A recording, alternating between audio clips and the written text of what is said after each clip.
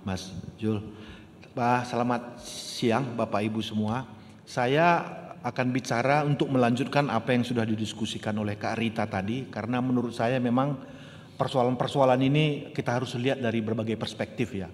Kalau kami dulu masih muda kuliah di Etno, itu selalu diarahkan pemikiran kita itu pelestarian. Tapi pelestarian yang menonjol itu secara akademik itu objektif gitu ya. Jadi kalau ada kesenian di sana, ada musik di sana, kita seperti membawa kamera video itu, merekam itu. Nah ini kan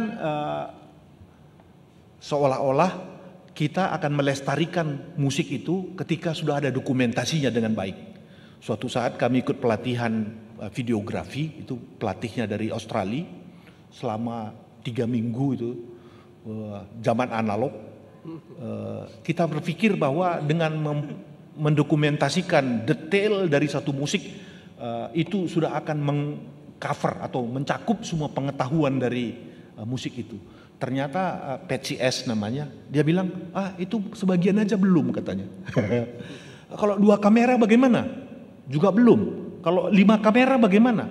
Nggak ada batasnya kamera katanya. Jadi artinya pengetahuan yang hidup di dalam tradisinya, yang hidup di dalam masyarakatnya itu tak terbatas.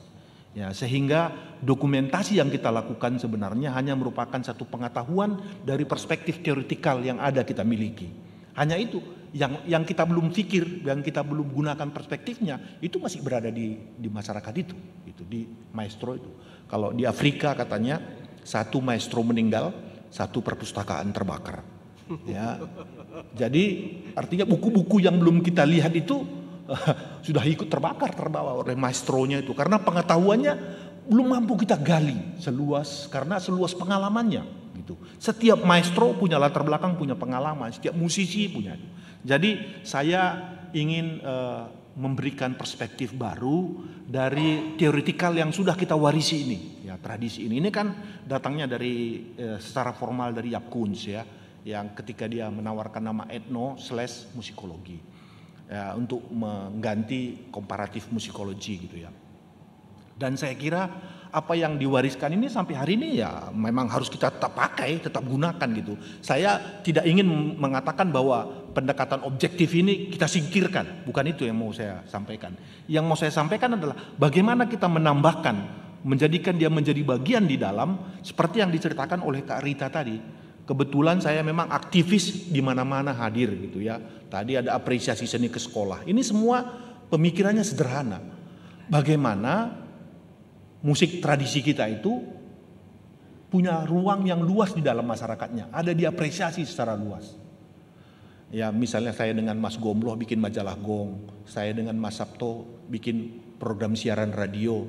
Ya dengan Mas Erol. Ya dengan Pak Fred Wibowo dengan pelatihan televisi. Dengan Mbak Ratna Riantiarno bikin program ke sekolah, dengan Pak Endo bikin pendidikan ke sekolah. Di mana-mana itu kita bikin semua itu. Yang kata Kak Rita, dan di dalam dunia etnomusikologi itu sering disebut dengan applied atau terapan gitu.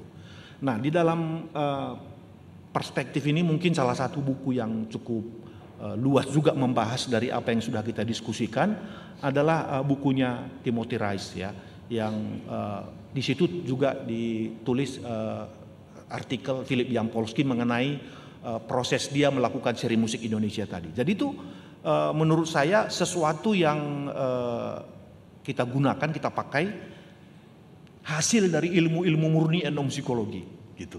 Ya.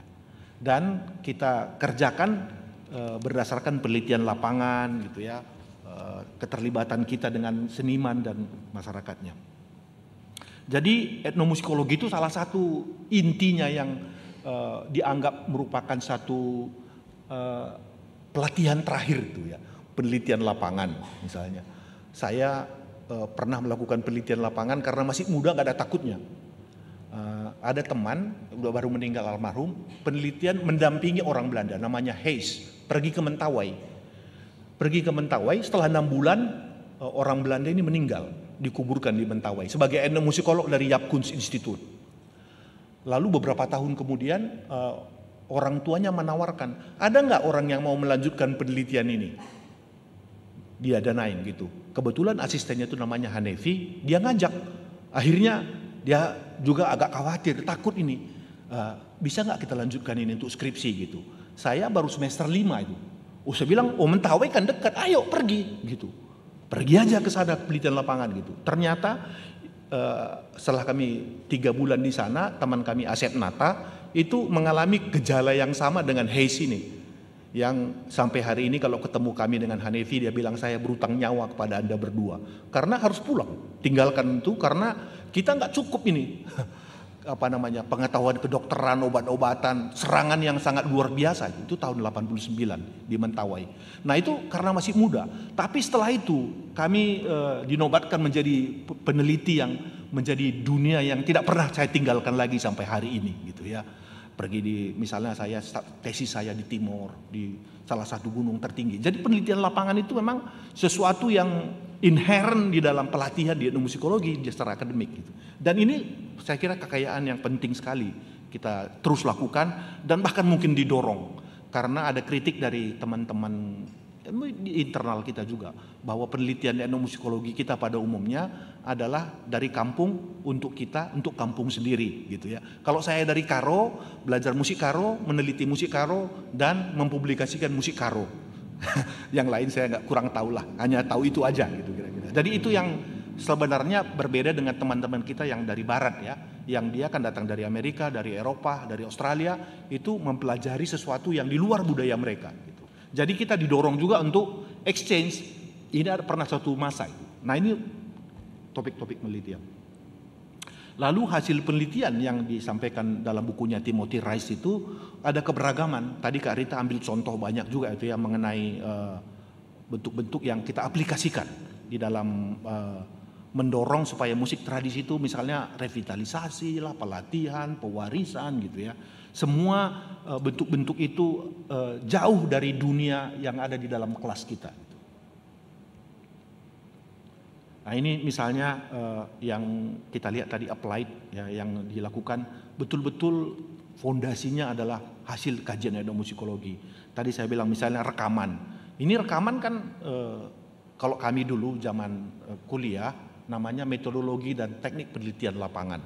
Itu recording betul-betul diajari sampai mikrofon. Apa bedanya mikrofon yang dynamic dengan yang ini? Apa bedanya yang omni dengan yang ini gitu. Itu betul-betul jadi tahu kita kalau mau merekam musik yang bagus itu apa. Lalu mixer bagaimana berfungsi. Video itu dilatih sampai memproduksi ya. Sehingga saya kira pengetahuan-pengetahuan seperti ini kan tetap harus digunakan, tetap harus dilatih kepada mahasiswa kita. Lalu sekarang apalagi dengan era YouTube ya, itu banyak sekali sebenarnya ruang untuk publikasi. Saya sendiri mungkin di film-film yang terlibat saya mungkin ada puluhan juga itu. Buat dari Belian Sentiu, buat dari Kajang, dari mana-mana itu, dari Flores. Ya. Jadi saya kira ini adalah sesuatu yang memang harus kita kerjakan juga terus. Gitu.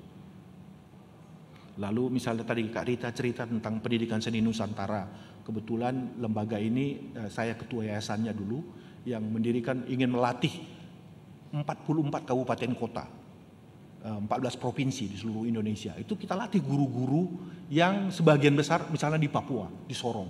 Itu 90% guru yang mengajar kesenian adalah guru pendidikan agama. Ya, jadi mereka lah yang mengajarkan apa itu tari, apa itu musik, apa itu gitu ya. Ya udah bisa kita bayangkan lah hasilnya.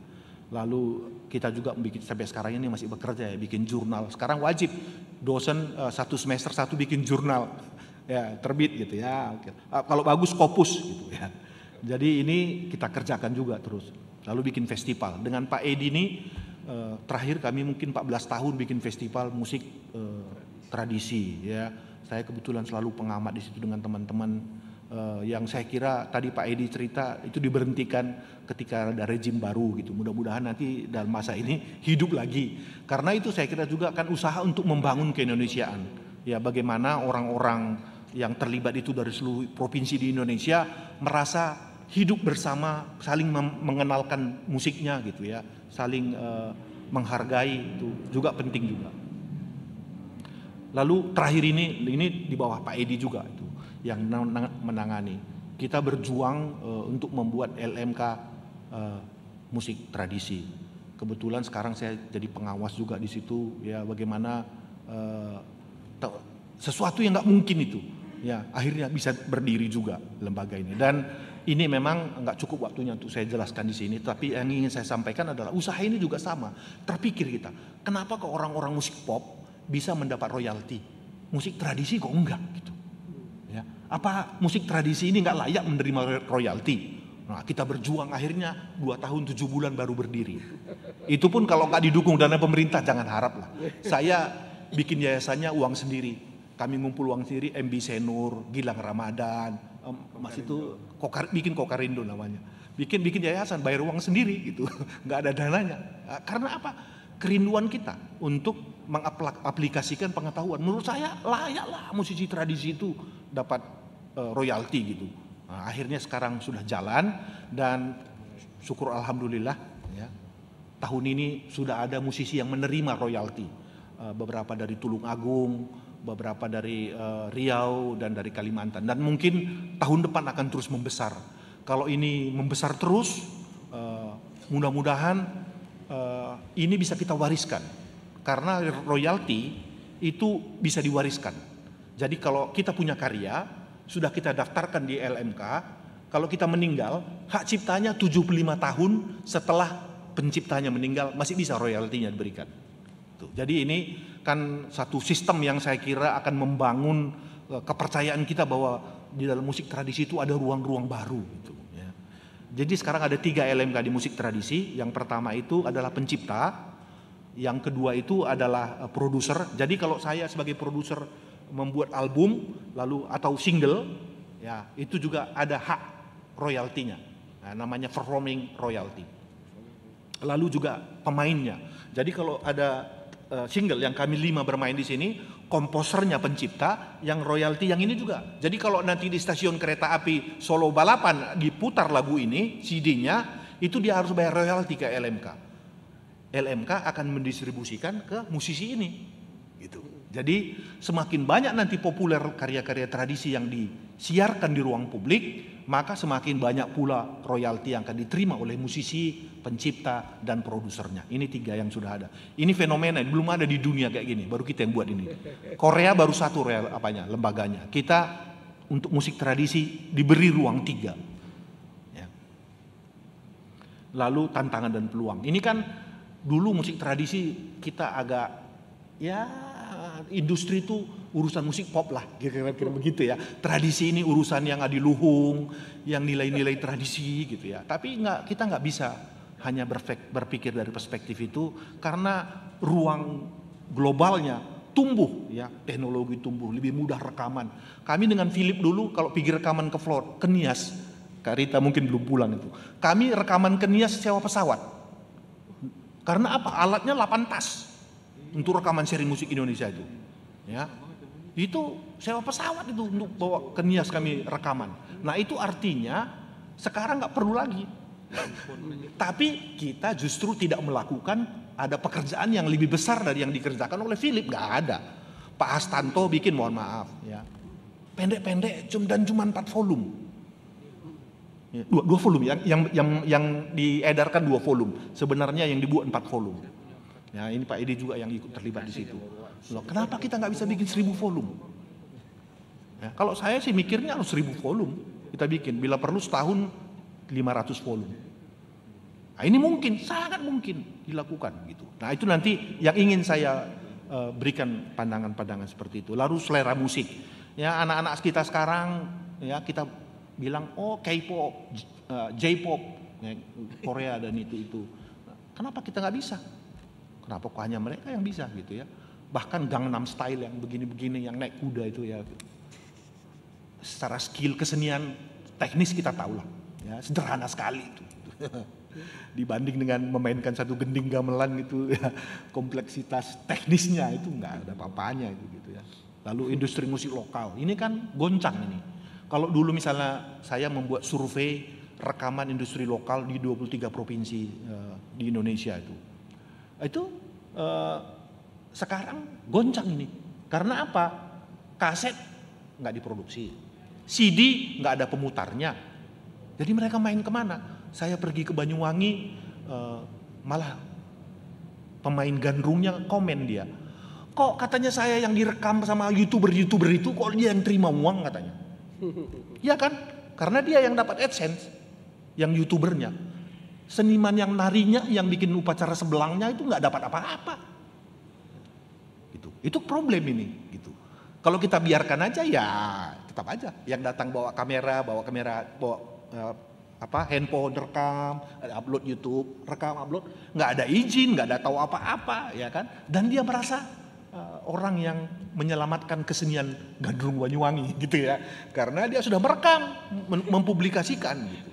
Nah, ini problem-problem yang saya kira harus kita jawab gitu ya. Gimana ini? Lalu Bu Wangi itu bilang sama saya, Pak, kok saya nggak dapat apa-apanya? Kok orang-orang itu katanya yang YouTuber gandrung Banyuwangi banyak uangnya. Lalu kita juga mungkin bisa melihat ya contoh-contoh konkret yang sudah, ini detail-detailnya aja. Misalnya kami pernah memfasilitasi pelatihan pewarisan seperti Kak Rita lakukan gandrung Banyuwangi. Gambang Kromong. Pemain tehiannya, maestronya itu buta karena katarak. Lalu saya bilang sama Philip, boleh nggak uangnya ini kita pakai untuk operasi katarak? Boleh katanya. Jadi revitalisasi yang kita lakukan bukan hanya melatih bagaimana anak-anak main tehian. Gurunya itu nggak bisa melihat, jadi harus dioperasi dulu, perbaiki. Di mana kita orang kesenian bisa mendanai dana pemerintah itu? Bisa nggak operasi untuk operasi senimannya? Nggak bisa. Nah, ini hal-hal yang saya kira sesuai RAB ya, tidak sesuai RAB itu. Lalu Topeng Indramayu misalnya, ini proyeknya Pak Endo.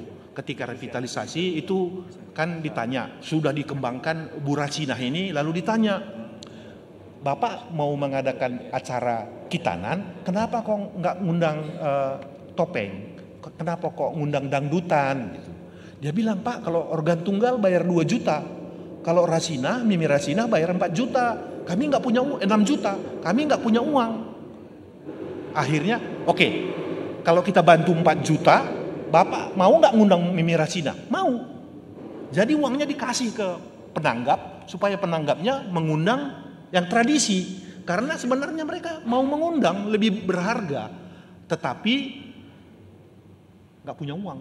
Nah, saya misalnya sekarang di Jakarta itu, orang-orang Karo nanya, oh kita mau bikin pesta ini, mau ngundang musik katanya. Saya bilang, Bapak orang kaya atau orang miskin? Saya tanya itu, orang kaya katanya. Orang kaya harus tradisi, karena bayarnya 2 kali lipat.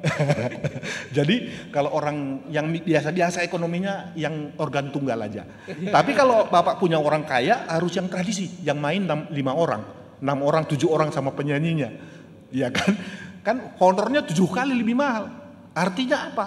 Dulu pun dalam kajian kita, tradisi yang melegitimasi status sosial seseorang itu dengan musik. Di Batak jelas, kalau Anda mau mengundang musik yang orang tuanya meninggal, itu artinya orang berduit, orang yang matinya sudah terhormat, meninggalnya terhormat, gitu. Kalau nggak punya uang ya cuma ditangisin, diseret aja ke kuburan gitu kira-kira. Jadi itu istilah tradisinya begitu. Kalau kamu hidupmu susah dan meninggalnya tidak terhormat, maksudnya tidak terhormat itu anak-anaknya belum kawin, belum punya cucu gitu ya, dan tidak bisa dipestakan. Ya. Jadi musik yang melegitimasi, syaratnya apa? Kerbau yang dipotong tanduknya harus segini. Harus ada musisi komplit. Nah, ini kan musik melegitimasi status sosial seseorang gitu. Lalu Mak Yong di Kepri, ini sampai hari ini ya, saya ngurusin Mak Yong, dia bilang, Bang, tolong kirim dulu beras 5 kilo dulu. Masih sampai hari ini. Ini anak sakit, tolong kirim beras 5 kilo katanya. Bayangkan itu, berapa SMS yang kita terima dari teman-teman kita seluruh Indonesia ya. Saya harus kirim juga, kirim 100.000 gitu ya, dapat beras dia. Karena nggak ada beras ini, musisi tradisi ini. Nah, saya merasa bahwa pendekatan-pendekatan yang dua ini, yang akademik, secara objektif kita melakukan penelitian dengan teori-teori fungsional, macam-macam itu semua, dan applied etnomusikologi atau terapan itu, sekarang di kampus dalam kurikulum jangan dipisah lagi. Ya, menurut saya selayaknya sudah harus kita garap menjadi satu kesatuan. Bagaimana cara menggarapnya? Misalnya Kalau orang menulis skripsi, dia kan harus meneliti dulu. Tapi di dalam penelitiannya, dia juga mendeteksi seperti seorang dokter. Ya, sakit apa ini? Gitu kan? Apa yang terjadi dari musik ini? Nah, kalau dokter datang kan kita yang datang ke dokternya. Ya, kita bilang, dok, ini dada saya gini-gini, apa penyakitnya ini? Oh, ini bapak kurang banyak minum alkohol ini katanya kan, banyak minum alkohol gitu. Jadi kita yang datang. Kalau etnomusikolog seharusnya datang untuk mendeteksi. Lalu kita harus mengambil ilmu dokter ini. Kalau bapak sakit, keseniannya sakit, obat apa kira-kira yang cocok untuk menanggulangi persoalan ini? Ini dia inherent di dalam paradigma atau teoretik yang kita garap. Jadi misalnya contoh bahwa kita lihat di sini nih maestro ini tidak punya lagi murid pengikutnya. Bisa nggak di dalam program penelitian itu ditemukan oleh etnomusikolog? Pasti bisa ditemukan. Ketika dia menemukan, dia membuat program. Bagaimana caranya supaya ketika dia nanti meninggalkan penelitiannya ini, musisi ini udah punya murid, udah punya pewaris berikutnya. Sederhana. Jadi ini bagian dari laporan akhir skripsinya nanti dia bilang, saya melakukan A, B, C, D supaya pelestarian yang kita harapkan di dalam tradisi musik ini berjalan dengan begini gitu. Jadi tidak seperti tadi kita kerja penelitian begini-begini kan sebenarnya menemukan penyakit. Saya kemarin sama Kang Aton pergi lihat pembuat gamelan, ya, Pandey. Nah, saya itu langsung netes air mata saya. Karena saya sampai di dalam saya lihat lagi tong tong tong tong. Saya 5 menit di dalam langsung asma, sesak napas, kumat sesak napas saya. Ya, karena kan pakai kipas itu. Karena dipukul kan babunya. Tapi dia bapak itu sambil enak merokok dia. Gitu kan. Tapi saya keluar, saya bilang sama Kang Aton, aduh nggak tahan saya ngelihatnya ini, saya bilang. Berapa lama orang ini bisa hidup sebagai pelaku tradisi seperti ini? Nggak bisa kita biarkan begini, saya bilang. Ya kan? Ini kan menurut saya kalau ada orang meneliti tentang bagaimana tradisi pembuatan gamelan dan gong di Jawa, ada problem di situ.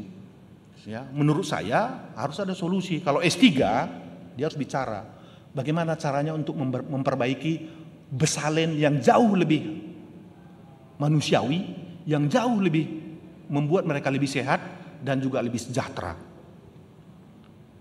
Contoh, ya. Kebetulan saya diberi amanah untuk menjadi ketua bantuan pemerintah Bekraf itu selama 5 tahun. Bantuannya ada yang 5 miliar, tempat Mas Don itu dapat 7 miliar, tempat Mas Eko dapat 4 miliar, Mas Butet dapat 8 miliar. Masa Besalen nggak bisa? Tapi sayang, Besalen nggak bisa bikin proposal. Nggak bisa bikin proposal, karena kompleks. Latar belakang ini itu dibuatin dong. Pak Supoyo gimana dia bikin ini? Nggak bisa. Itulah kerjaan S3 harusnya. Menemukan ini, oh kita bantu, ini bisa kita bikin besalen yang jauh lebih bagus. Ayo dalam disertasi dia diskusi. Ya, bagaimana cara memperbaiki besalen? Undang arsitek, undang orang kedokteran. Gimana supaya mereka lebih sehat? Itu menurut saya yang harus menjadi inherent di dalam perubahan teoretik etnomusikologi ke depan. Kalau kita mau berkembang, jangan seperti tadi saya penelitian di sini disiarkan di radio. Oke juga gitu. Tapi apa dampaknya itu? 10 tahun disiarkan radio. Saya sama Mas Gombloh itu bikin pelatihan itu mungkin 12 tahun keliling Indonesia. Semua radio dilatih supaya menyiarkan musik tradisi. Nah, tapi sekarang habis juga gitu. Ya. Jadi saya merasa sekarang udah terlalu banyak energi dan effort yang kita berikan kepada applied yang hasilnya nggak terlalu signifikan. Ya. Jadi kita harus mulai dari etnomusikologi itu dari dalam. Ya, setiap orang mau menulis skripsi, tesis, disertasi, dia harus berpikir bahwa konsep-konsep dasar tentang pelestarian ada di kepalanya, bagaimana sebuah tradisi yang ada itu tetap berlangsung di masyarakatnya. Atau kalau sudah nggak bisa, udah bilang give up, ini memang nggak bisa, nggak ada harapan. Dengan argumentasi penelitiannya A, B, C, D dan ini. Udah didokumentasikan aja sebaik mungkin gitu. Ya. Tapi kalau yang masih bisa seperti tadi misalnya saya lihat seperti Besalen itu harus dicari solusinya. Nggak bisa. Dan katanya waktu saya wawancara katanya, oh ini harusnya kita 11 orang ini pandainya, tapi 2 orang ini kita udah mau pulang tinggalkan ini. Ya, kenapa? Karena kecapean katanya. Terus saya tanya, gajinya cukup nggak? Wah, makan aja susah. Gitu. Ya. Jadi inilah saya kira hal-hal yang mungkin tidak bisa dikerjakan hanya outputnya pada proposal tesis dan itu, tapi harus ada kuliah-kuliah yang nanti harus kita susun bersama bagaimana menyiapkan kuliah-kuliah yang mengerti tentang dasar-dasar etnomusikologi, tetapi juga yang applied itu inherent di dalam teori-teori yang kita kembangkan. Yang ini saya kira dosa-dosa lama kita. Saya terus terang, teman-teman saya yang Indonesianis saya bilang, kau hanya merampok pengetahuan di sini, ya, hanya mencuri saja pengetahuan. Kau jadi doktor, jadi profesor, tapi orang yang kau teliti kau tinggalkan terlantar di sana. Terima kasih.